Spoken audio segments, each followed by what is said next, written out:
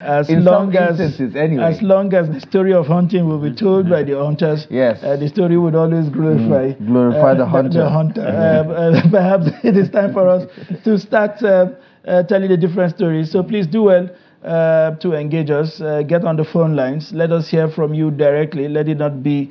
We want a conversation, and we still have in the house Malan ZANGO, a member of the editorial board of Daily Trust and former editor-in-chief of the news agency. And I think they can also join the conversation via WhatsApp. So if you want to send us a message, a short message, be articulate and comprehensive about your thoughts, the numbers will be shown on your TV screen in just a moment. And of course, we will be doing this for the different segments, because there's a whole lot that we're going to cover today beyond just the president's speech, beyond the 25 years of democracy. We're also going to put the spotlight on a variety of issues, like political parties, for instance, the evolution over the years, the role they played in our electoral process, the role they are playing in allowing for equitable representation in Nigeria. And one of our frequent callers from the United Kingdom is joining the conversation this morning. Ade, good morning. It's good to hear from you. Thank you so much for joining us on the program. Hello, Ade. Good morning. Good morning. Good morning. Good to hear from you this morning. How is London this morning? I can hardly hear you. Good morning. Can you hear me? Yes. Good morning, Ade. I can hear you. I think we're struggling with the connectivity, but can you hear me? Okay, I can hear you now. Okay, go ahead. The Democracy Day. My name is Ade from London. Go ahead. So, okay. My take on this speech is a good speech, but we need something practical more than this speech. In the sense that there are two epidemics now, which is very serious in Nigeria. Number one is corruption. Number two is security. Because without security, a nation cannot make progress. Because anytime we travel to Nigeria, we pay for police, we pay for this, for escort. But when I'm coming to England, I don't pay for anything. In 1 a.m. in the night, I go to my house, take night bus or drive or whatever. I'll be okay. Why? Because the security is there, it assures. So security is very important. Our farmers cannot go to farm. And this is a productive organization that they can go to farm and feed at home in peace. You see, what is happening now about security, it baffles me, honestly. So during my stay in the north in the 80s, 70s, yeah, I'm afraid, Ade, unfortunately, the connectivity is so bad that we can't continue. But maybe perhaps try again. But I think we did get the gist of some of that. One of it being corruption, the other one security. And we're talking. You're talking about delivering the dividends of democracy. This is just a few days after the separate attacks in Katsina, in Kankara, for instance, that has killed a lot of farmers there. And we're talking about food insecurity. Yet another report has highlighted Nigeria as being one of the 18 hotspots in the world that a famine is likely to happen before the end of the year. And they have issued another one just in the last quarter of 2023. And we can tell from the situation in the markets right now that food insecurity is a real threat that we have to deal with, despite the fact that we're ushering in the new rainy season, farming season.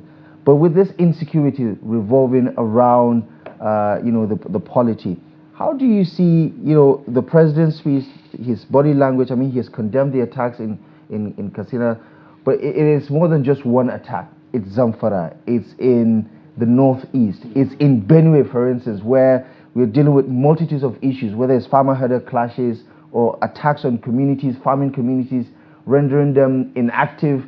That lack of productivity itself breeds yet another problem when you're trying to feed over 200 million people in a country like ours. Do you think, the body language of not just the federal government, but also the state governments is telling us something about what they're doing to address the situation? Unfortunately, I think the approach is just one-sided so far. And because of that, there is lack of confidence in the people. Because all we hear is the military attacking the bandits and all that. but there is no coordination in between. Actually, we've been saying this before 2023 election. Like in the Northwest, the major problem you had was that there was no synergy between the governors suffering a banditry. So even when one of them, like Katsina said, they tried to reach an agreement with the bandits, they simply moved to Zamfara. And when Zamfara did the same thing, they moved back to Katsina. And when this, after the 2023 election, when they came in, there was an attempt to bring all these governors to the same table, but unfortunately, nothing. Katsina set up its own community watch. Zamfara did. Sokoto did. We are waiting for Kaduna. Maybe they will do the same thing. But along the line, these people, they don't require any something. They move in the bush from one area to the another. I remember one of the kingpins was killed while he was crossing over to Niger State or Kebbi, something like that. So if there is not that synergy, and we know that what we all agree about is that local information, security information is vital. So if you don't have that synergy and bringing in the people, it's not going to happen. So, and we listen, yes, I think 24 hours ago, the governor of Zamfara State, one of the states hardest hit by this issue of banditry, for instance. So many security analysts believe even the headquarters of the banditry itself can be traced to Zamfara with all the illegal mining activities that's going on there. The governor was quite emphatic. He said 2 weeks is enough to wipe them out. They know where they are, the information is there. The people you expect to have the solution are also crying out about what the solution is. So actually, that's when you talk about you work independently, so you don't know what the next person has for you. So as I said, the bandit after that speech, the bandits may move to another place. So we need that synergy, honestly. All right. Talking about synergy, we have another caller on the line. Good morning. Your name and where you're calling from. All right. I understand we have Humble African on the line. Good morning. Where are you calling from, please? Okay. Oh my. Well, let's hope he's also a humble Nigerian to call back. Hello. Good morning, Humble. Thank you so much for joining us on the program. Yes, the issue on the presidency's May Day address. Yeah. The Democracy Day address. It's now June Day. Yeah, June Democracy Day speech. June 12th address. That's right. The issue of, first, let's talk about the economy. He has not said anything very good about the economy. The economy now is very bad. The inflation rate is over even 40% they are mentioning, or 40-something percent they are mentioning on TV for us. What we are passing through now is terrible. I think if Nigeria today, if there's anything that happened that maybe the military take over government, you see Nigeria coming on the street to jubilate. So the issue of the worst democratic government is better than the best military government does not apply. Because if you come to Rivers State, every project in Rivers State was done by the military government. There is no one project we can record on the civilian government since we have civilians. Are you talking about the Rivers State? Are you talking about the refinery? Are you talking about the petrochemical? Are you talking about the port authority? What are you mentioning? There's one single project, even the road. Do you know that the refinery road, the petrochemical road, the port authority road, as I speak to you, the contractor are packed out of sight. As I speak to you, more than 200 Rivers people, Nigerians, died just a month ago. So how long are we going to continue like that? The food cost in Rivers State is unbearable. We can't stand this. They are talking about autonomy of local government. What will autonomy of local government do to the problem we are having now? We are having serious economic problem. Let them leave the economy of local government. Let them eat on economy. How do we get food in the country? How do we survive? Because of petrol, because of gas, because of electricity tariff. We cannot survive again. Labour is coming up and say they want to strike. I want Labour to call Nigerian youth to join them to come on the street. Let us be on the street as other countries are doing. We are watching it on the TV. Country come out on the street. Even war in Gaza, country come out on the street in Europe, in America. Right. Why is it that Labour cannot say Nigerian youth, Nigerian citizens, men and women, students, adults, come out on the street? Let us come out on the street. And where is our military? What is our military doing? At this point that we are dying like this, the military cannot take over power. They are killing military here and there, killing military in the north, killing military in the south, killing military in the east, everywhere, and the military keep quiet. They should top up power. Right. Thank you. Support. Yeah. We need to survive in this country. Let them do something. The president has not said anything about food inflation, high cost of electricity tariff, transport. Please. Let him talk about this. Forget about local government autonomy. What will local government autonomy? Will local government autonomy bring food on our table?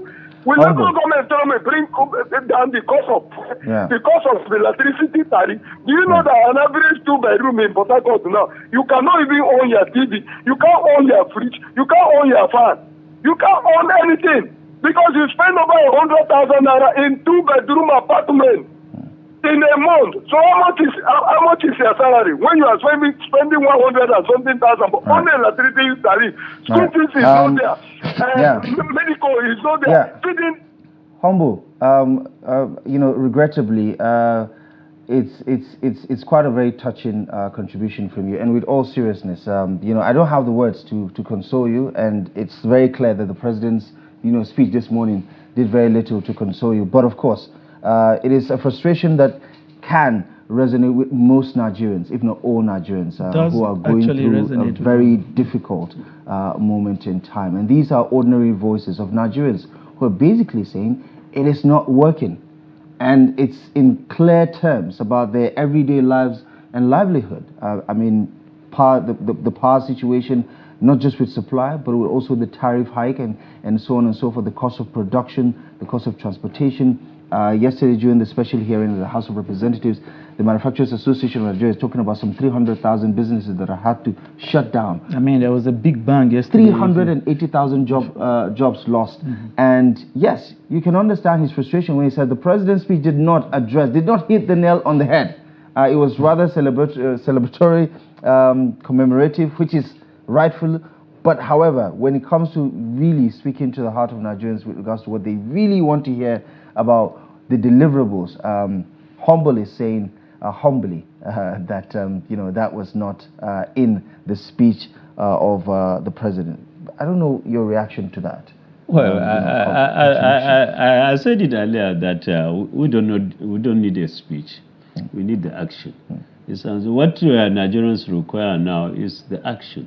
As I gave example, the buses they are there. If even the food inflation, ways were suggested, bring more, allow importers to bring in food to meet up the shortfall, even if it is for 6 months, So people, at least we get temporary relief while your long-term plan can continue while you're doing that. But nothing is happening. Nothing is happening. And the distribution of palliative has been over 3 months ago. Most of us, even if you got 50 kilograms of rice, by now it must have finished. So, and there is no next round of it. And I didn't even like that issue of dishing out that kind of thing, because you are enslaving people. People had to queue, stampede, and others. But if you say, okay, we are removing import duties, people can bring in the food items, and you bring it down, and people will be able to go and pay and Interesting. All right, we now have a female caller on the line. How I so love this, because they understand everything, every single hardship in the home front. A woman can tell you the story better. We have Aisha from Kaduna. Good morning, Aisha. Hello? Hello, good morning, Aisha. Morning. It's a pleasure to hear from you this morning. Please go ahead and make your contribution. Good morning, sir. Good morning, Aisha. Please go ahead with your contribution. My contribution today, I pray for a better Nigeria. Yes, I said my contribution today is that I pray for a better Nigeria, Okay. a peaceful Nigeria. Please go ahead. Yes. All right. Okay, Aisha prays for a better and a peaceful Nigeria. She's in a cheerful mood, and we like that kind of energy also, so that there will be equilibrium. We're just not lamenting and lamenting. There's a need for hope to be renewed, and it's good for people to believe in that. If I were to speak for Mr. Humble from Rivers, I'm sure his response will be, how can you have a better and peaceful Nigeria if you don't have social justice? But but also to channel Humble's comments, he said, look at the body language of the rest of the world. Whenever they are not willing to accept the status quo, they come out in the streets. I mean, I know the DSS put out a statement yesterday about these protests and things like that, and it's their job to do so. But do you think that Nigerians are accepting of this situation to a point where the leaders don't feel like we're dealing with a worst case scenario here? Because in the rest of the world, when inflation hits a particular point, when wages are down and unable to support workers, you see people on the street to not destroy the economy, but to say, listen, we're not going to accept the status quo like this. Do something about it, and do something about it now. Do you think this silence across the country is sending the wrong message to our political leaders?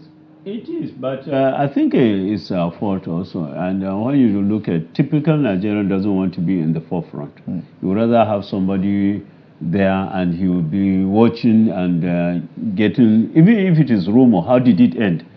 He wouldn't like to be there. And that's why we are where we are. Because if you have a leader who is not behaving well, people just are scared to confront and tell him the truth, right from the locality. So you allow him to do whatever he wants. So the moment, if one person comes out, you'll be left to fight. So it will be between him and the leadership. So I think Nigerians need to own up. We can do it even locally. Right, okay. Let's go back to the phone lines. Garba is calling in from Zamfara. Garba, good morning. Welcome to the program. What is your contribution? Hello? Hello, Garba. Good morning. Hello. Are you hearing me? Yes, I can hear you, Garba. Go ahead. Yeah. My contribution this morning is I had the Mr. President speech this morning. What do you make of it? And then to me, the speech doesn't make any impact because he has not said anything about the hardship that we have in this country.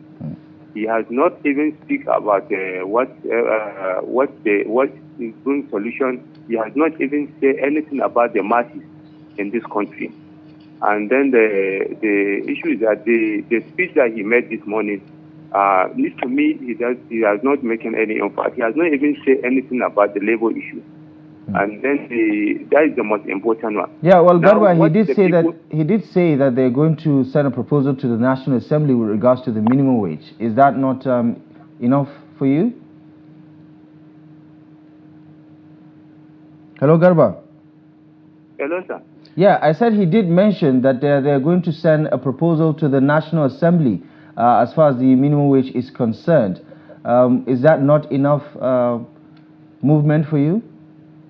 Yes, I heard that one. He mentioned that one. But the issue is that not even only the workers. We are talking about the masses, the hardship that we in this country. We have not even had the solution. Which solution that is going to make at least the hardship will reduce? We need what the Nigerians need is action, not action, not speech. Like what my father said there. This action. What we need is action. We are suffering. People, the president should know that we are suffering. We have for the past 1 year now we are suffering. Please let the president do something about it. That is what we are. When people are angry, people are angry. When you are hungry, you are angry. So that is the issue. Is that the issue is that all this speech that he made to Nigerians, it doesn't make any impact. There's no solution to this hungry that we have in this country. Thank you very much.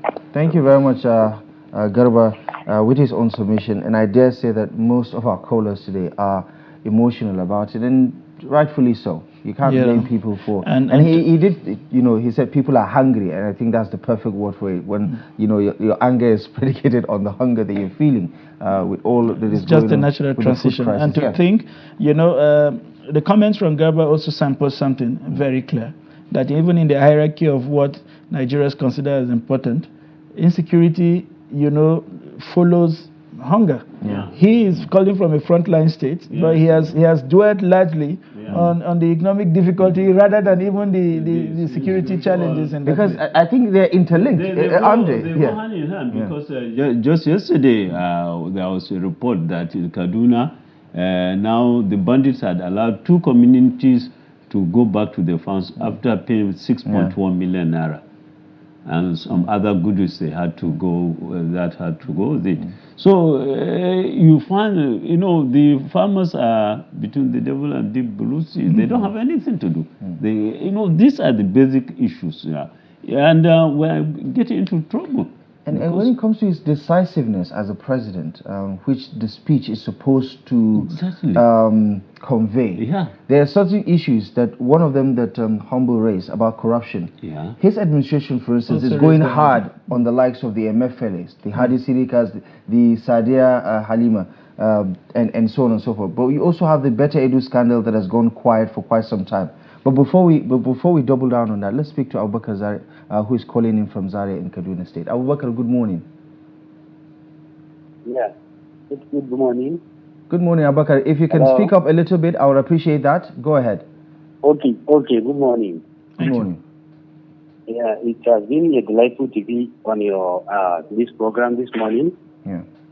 And my take from the speech of the president is that I think, if possible, like the contribution he mentioned from the past president or the past government, maybe if he can at least compare with the present situation or his present government right now, and the way forward in which maybe he can solve a lot of problems of the past.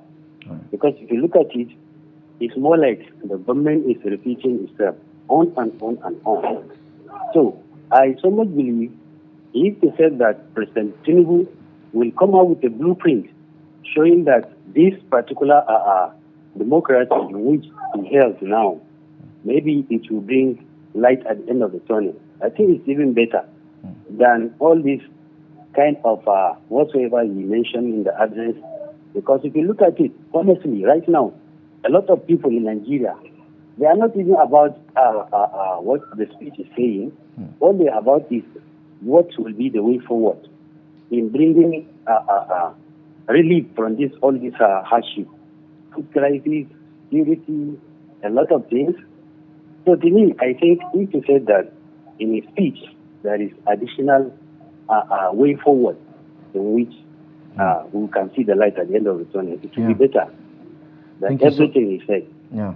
Thank you so much, Abubakar. And I think in that particular one speech, the president is expected to do so many things. And I dare say at the end of the day, we also have a consensus that the speeches are more than enough.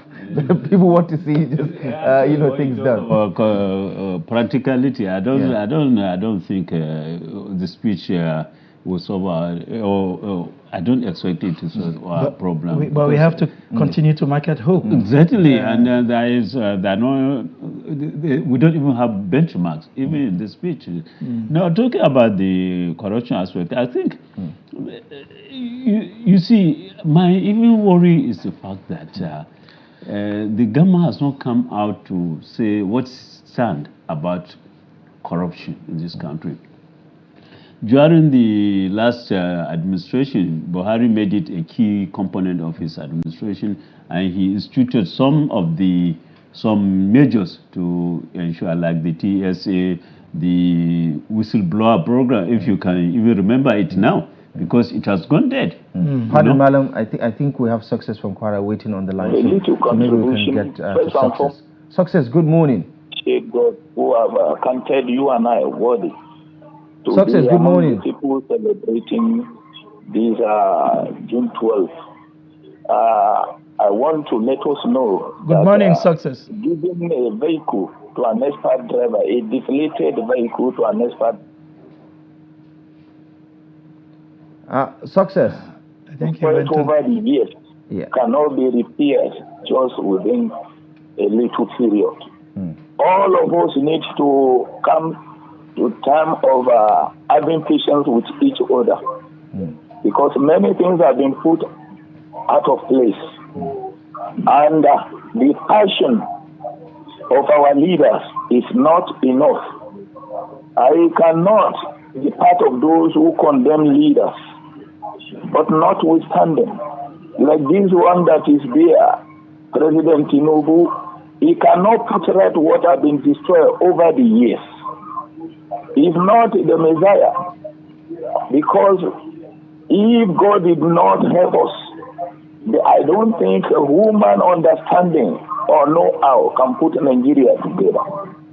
But I would just advise the present government to see to essential commodities, make it available for the masses.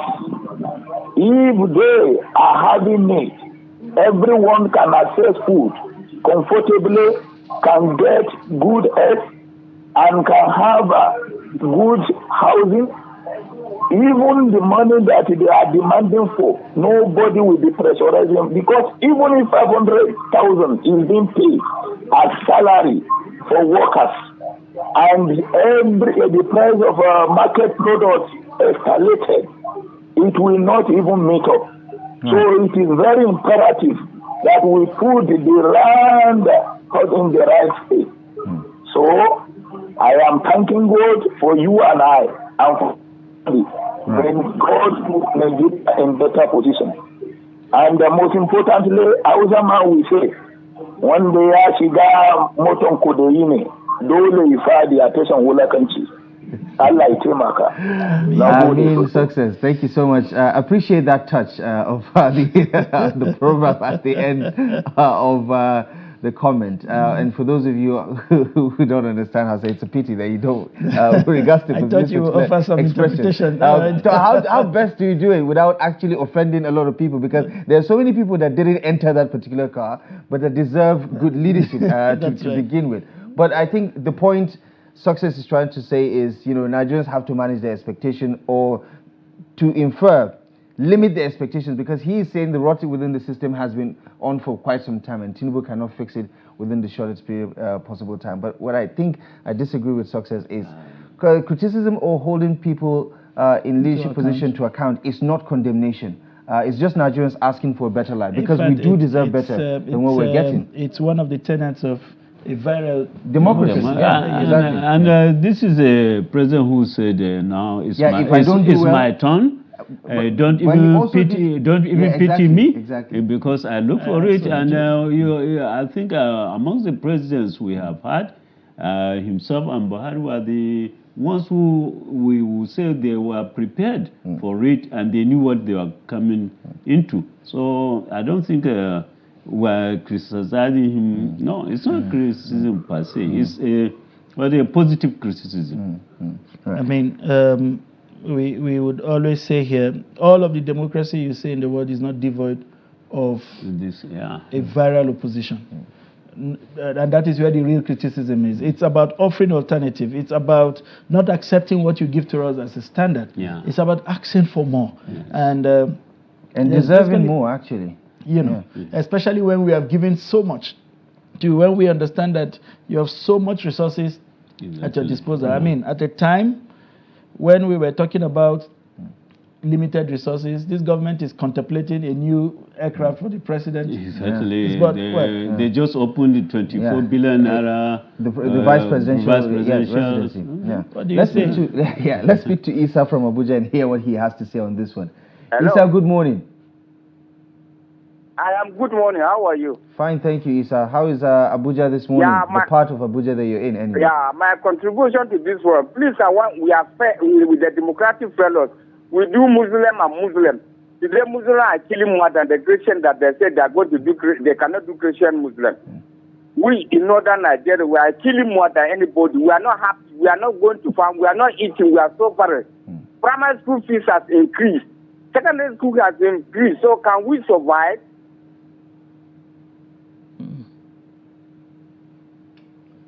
Isa, go ahead. I suppose you have more to say then. So please, sir, we are calling all Nigeria to revisit what they have done in 2023. They should revisit it now. We are not happy. Okay. Isa, point taken. I think your voice gave it away that you're not happy. And and I think the people that are happy, at least with the status quo, are in the minority, and we can say that without missing words. Yeah. But you know, Isa, to exactly the point about June 12th, was how in that particular period, Nigerians were so detached from, you know, religion in politics, for instance, so much so that MQ Abiola and Babagana Kingibe on the same card was able to actually win convincingly, even though the elections were annulled. But in 2023, in the build-up to the elections, it was all about the Muslim ticket and how that has also further polarized, Nigerians along ethno-religious lines, and how this particular outcome is not yielding fruit. And now some people are, blaming that combination for some of the woes that the administration is facing. I don't think it is it's the combination, it's the person. And when you don't go play by the rules, that's exactly what you get out of it. That's why in the initially I said we have missed that opportunity. If we had built on what happened in 1993, that these people didn't even look at that. They didn't look at religion. They didn't look at tribe. They just voted what they wanted to vote for. And from 1999, we started having this kind of, okay, we have to appease that side. Now is the turn of that side. And much of what came into from the primaries of the political parties, those were the dominant issues from which side this guy was, not whether he could deliver or not.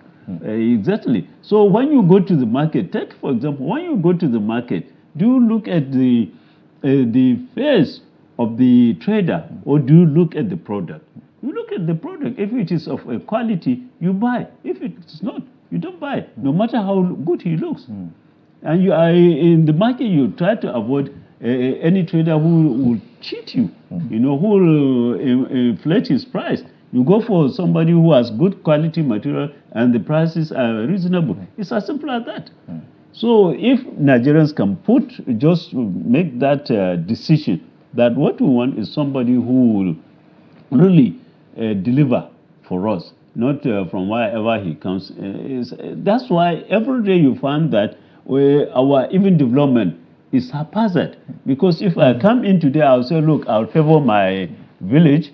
Then tomorrow, ABDULLAHI, where will you favor? You go to your village. And even within the state, it happens.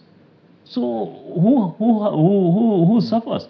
A project that is supposed to be for A, which demands it more, is taken to B. Because that B is a community of the government. And is this dysfunction further deteriorating, or do you think it is deteriorating in the sense that we vote on emotions.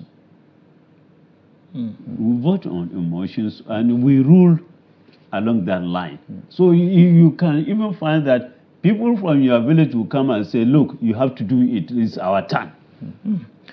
All right. Let us just remind our viewers that the phone lines are still open. There are 2 lines there, I suppose. Please do well to reach us and be part of this conversation. We'd like to hear what your assessment of the last 25 years has been, and also the assessment of the president's speech on the special occasion, which is today. I wonder what the governors are doing today regarding this whole experience. I'm sure they also tuned into the president's speech this morning and they are making their own individual evaluation. Some of them are outside of the country, and that is the most interesting part. They used to hold parades to commemorate that. But also, when we talk about celebration, and I know sometimes it's a balancing act, as we like to say, how much of it is about celebration, how much of it is about reflection, and given the state of the nation right now. When it was May 29, the presidency, gauged the room, gauged the atmosphere, realized that the temperature is not right for any celebration. And besides, there isn't much to celebrate anyway after 1 year. So there's going to be no celebration whatsoever. However, on June 12th, just a couple of weeks down the line, the Eagle Square is going to be busy today. In the build-up to the June 12th, there were some lectures, symposiums, and so on and so forth. Do you expect that these events would be reflective, truly reflective of the journey so far and where we are right now, so that it doesn't offend the sensibilities of Nigerians? I just hope so. But given our experiences in this country, this is a country whereby an event happens, you set up a committee, just the Oresanya committee, to test you how serious we are in this country. How many years? Since Jonathan period, is it? Yeah. Now we are getting to about 10, more than 10 years. Now, so it is a reflection of our attitude to governance, our attitude to service delivery. So you find that people don't even bother about these talk shows. Right. Because they're talk shows. Okay. Raphael from Enugu, I think, has joined us this morning. Raphael, good morning. Thank you so much for joining the conversation.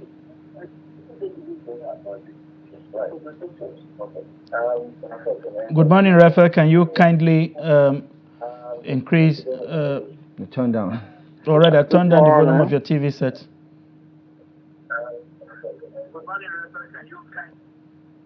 Raphael? Okay. I think we should state it yet again.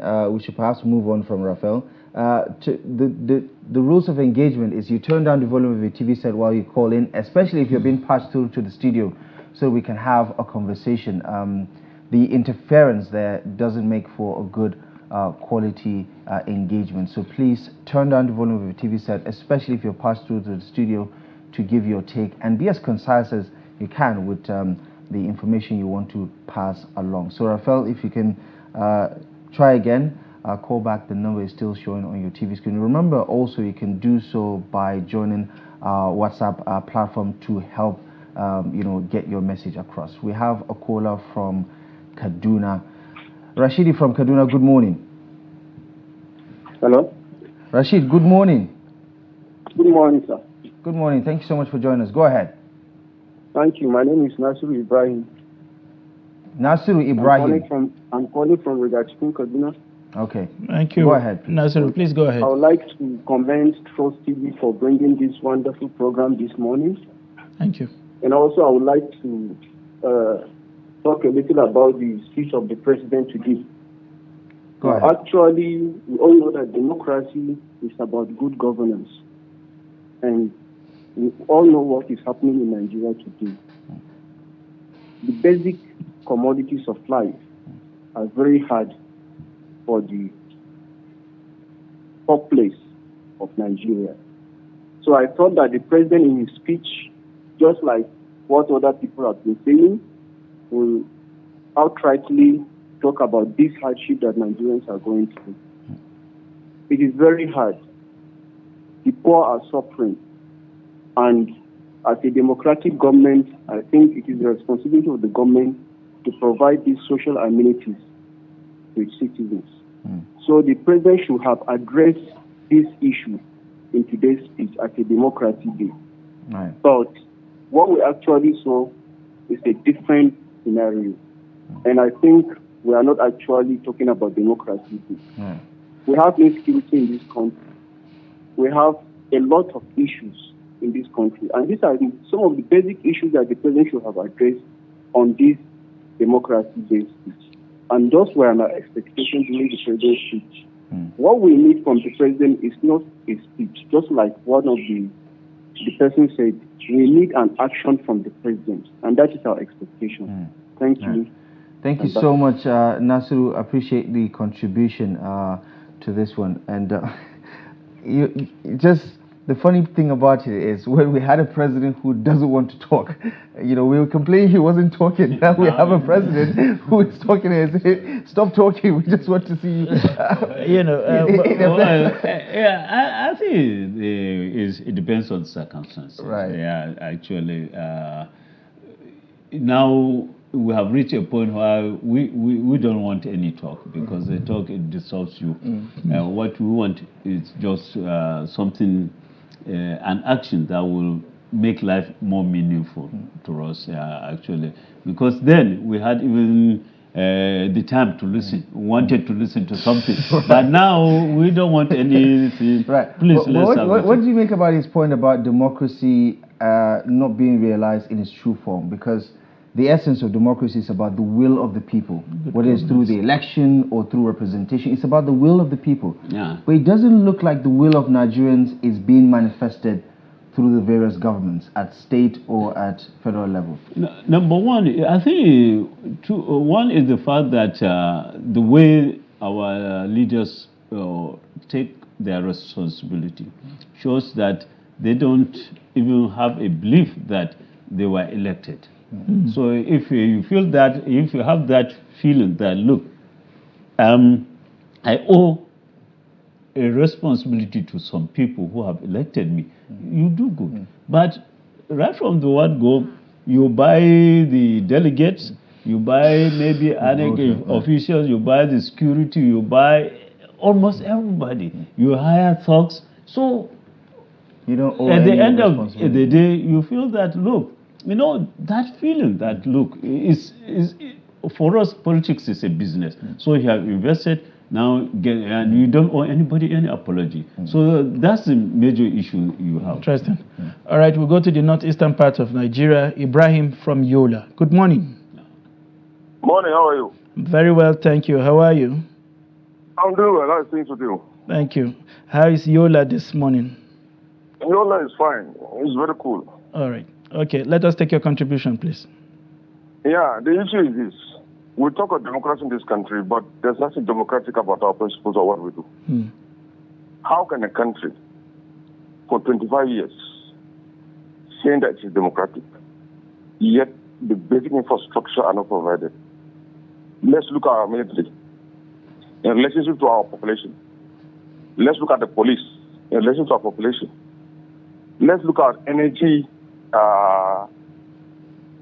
energy source of energy in relation to our population. And these are things that the president and even the National Assembly are not discussing. So we are just, for me, I think this country has not been benchmarks that it tends to achieve for all these 25 years. Because I believe that for China, if we go by and look at China, in 25 years, they could have built maybe 200 dams or 300 dams. In 25 years, that will increase the energy. The fact is that we are not prepared to develop. I know for a fact that in Taraba State alone, Taraba State, I will say, the lower Taraba area can give us 5,000 megawatts of hydro generated power.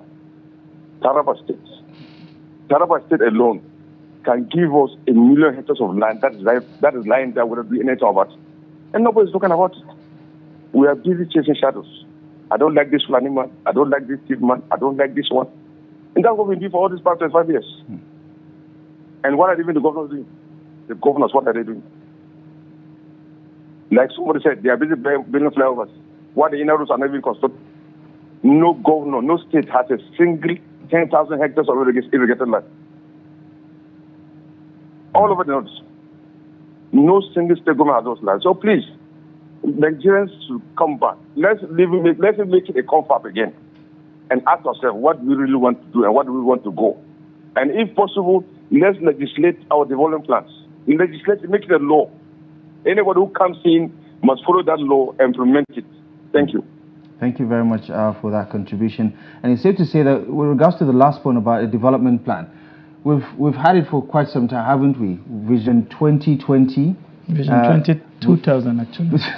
Okay. I mean, 2000, then to move to 2010. 2010, 2020, 2030 has now been administration pushed further, brought another development plan for 5 years or so. Just interim development plan. But the points he now made about... Now we're discussing 2040. It appears the 10-year cycle is coming around too quick. Exactly. When you see other countries, and I know the Americas of the world are the go-to, examples, but China, for instance, if you look at their infrastructure development plan, whether it's the Belt and Road Initiative or their fight against poverty and unemployment, when they're trying to upskill, their workforce. I mean, they're still the manufacturing capital of the world. They say 66,000 kilometers a year, for instance. That is the goal, and they go ahead and achieve it. I was talking about Taraba, for instance. The controversy around the Mambila hydropower plant, how the Buhari administration bungled everything, and there was actually nothing to show for it.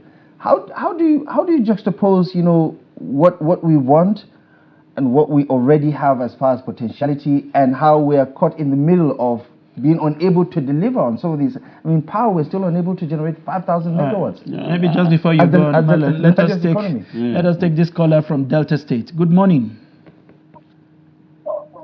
Hello? Hello, good morning. Hello?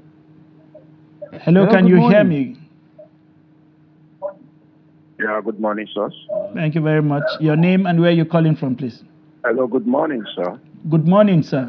Can we have your name and where you're calling from? Yeah, good morning, sir. Hello, good morning, sir. I think we should kindly turn down the volume of your TV set and let us have your perspective, please. Okay, let's move on to the next Hello? caller. Let's move on to the next caller. I think we can make progress with that. But until the next caller, I think ZANGO, to the point earlier. Yeah, we used to have development plans from the gun era. And suddenly after the military, I think we stopped that, and it sets a goal for it was setting a goal for the country to say, look, this was what we wanted to achieve. And at the end of the day, you have a benchmark, you assess yourself whether you're making progress or not. But as I said earlier, we have a system whereby the governor presents a budget, you don't know whether it's going to be implemented or not. Now, always they lament that the federal government is not taking care of them, but they could do it. What Taraba said of having an agri plan? This is what we want to achieve. Now, let me give you an example, a simple example of lack of even plan here. When the Buhari administration came in, he said that every year you'll be recruiting 10,000 policemen. I think by the end of his 8 years, I don't think we have recruited up to 20,000. Simply because the Police Service Commission and the Inspector General of Police, it even went to court. So we don't have a plan. By now we ought to know how many policemen do we need, given our population on there. By now, in the next even 20 years, and that makes even the developed countries to be where they are. They don't look at the immediate. They look at far. By now, they are planning for the next 50 or 100 years. Not their children, but their great-grandchildren. So here it is absent. We'll go and talk, and we dump everything on the shelf until another thing comes up. Do we blame this on the quote-unquote political will that is lacking? Yeah, or is it just we just don't have leaders who have the vision for that? It's the problem of the vision. And I think this is something even as I said, we as citizens, as voters, we should query. Any party, any individual who comes to seek for our vote, what is your plan? In the next 4 years, we are going to be here. So what do you want to... Or how does it fit into exactly. the mega plan? You have a situation, A finishes his term, B comes in, he abandons whatever B does, and then... Starts afresh. It starts afresh somewhere, I mean, this president said somewhere in between the debates that we are not going to eat plants. We are not going to eat English. He must be talking AI. He said that because it delves into what we're saying. We don't want speeches, we want action. That as far as but plans are required, and if you don't have a long-term plan. All right. Some of the papers were speculating even before today that we're going to see some kind of cabinet reshuffle, which would suggest that the president is also benchmarking his lieutenants, which are his ministers, because of course the action with so much credit for would happen through these surrogates of his. Do you think it's enough time for this president to do some stock taking on the? I mean, we listened to all of them give their scorecard, but it doesn't feel like Nigerians were impressed with what we heard. I think we discussed it here that I don't know who has a scorecard, and well, it's good for him because he's deviating from what we used to have under Buhari administration. Some people took it like a civil service job. They spent 8 years with him, whether they were doing anything good or wrong, you know. So it's good to assess. It is in his own discretion to determine whether A is doing what he's supposed to do or not. And I don't think it has much to do with the public, because sometimes you find that in a situation in Nigeria, the leaders hardly listen to us. Yeah. So, but it's good for him to constantly assess his lieutenants, and I think that's what we blame the last administration of failing to do. Right. For some, looking at any sort of eventual cabinet reshuffle or even sacking, because he did threaten that he's going to let go of those who are not performing well. A lot will say, listen, guess who came up with the lineup? I'm using that analogy in football to say, let's say if the coach puts the wrong player in the starting lineup and that player underperforms, as much as the fans are going to lash out at that player, they're going to blame the coach for his poor selection process. Well, that's why he decided to do the reshuffle. Exactly. So, but let's hope, let's wait and see what happens in the next couple of days, because that particular speculation is gaining quite a lot of traction.